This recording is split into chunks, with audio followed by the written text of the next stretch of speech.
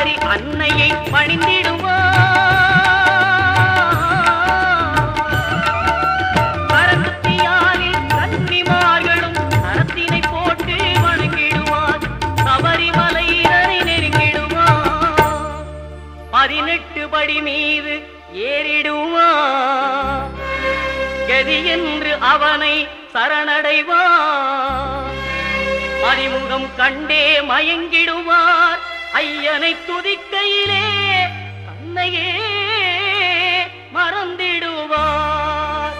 பள்ளிக்கட்டு சபரிமலைக்கு கல்லும்